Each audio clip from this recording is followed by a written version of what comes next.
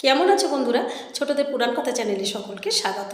বন্ধুরা, আগের ভিডিওতে আমি বলেছিলাম যে দ্রৌপদীর অহংকার চূর্ণ করার জন্য কৃষ্ণ কি করেছিলেন।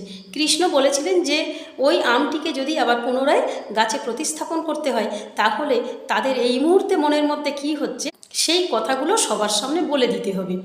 এ কথা শুনে যুধিষ্ঠির বললেন, আমি আগে বলছি আমার মনে কি হচ্ছে।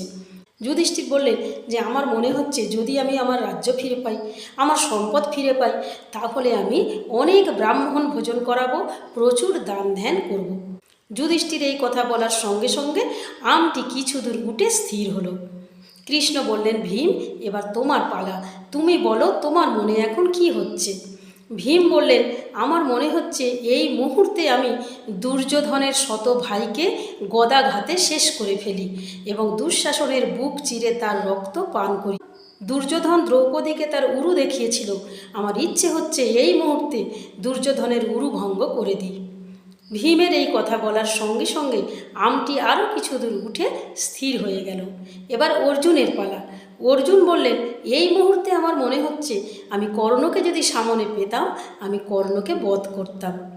অর্জুনের এই স্বীকারোক্তির ফলে আমটি আরও কিছু দূর উঠে স্থির হয়ে গেল।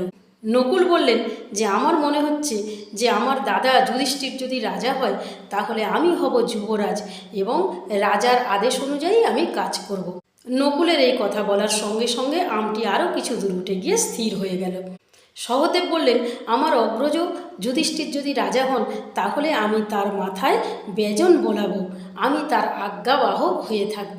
এই কথা বলার সঙ্গে সঙ্গে আমটি আরও কিছু দূর উঠে স্থির হয়ে গেল। এবার কৃষ্ণ বললেন, কৃষ্ণা, তোমার পালা, তুমি বলো তোমার মনে কি হচ্ছে।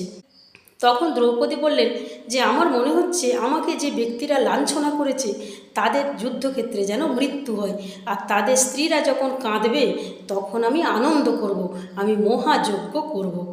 এ কথা বলার সঙ্গে সঙ্গে আমটি যতদূর উঠেছিল সেখান থেকে ধপ করে নিচে পড়ে গেল। পঞ্চ পাণ্ডব অবাক হয়ে গেলেন, কৃষ্ণ মিটিমিটি হাসতে থাকলেন। বন্ধুরা, আজকের এই পর্যন্ত, পরের দিন বলবো এর পরের অংশটুকু। আর আজকের কাহিনী কেমন লাগলো তোমরা লাইক কমেন্টস করে দিও। নিয়মিত আমার কাহিনী শোনার জন্য বন্ধুরা চ্যানেলটিকে ফলো করে রেখো।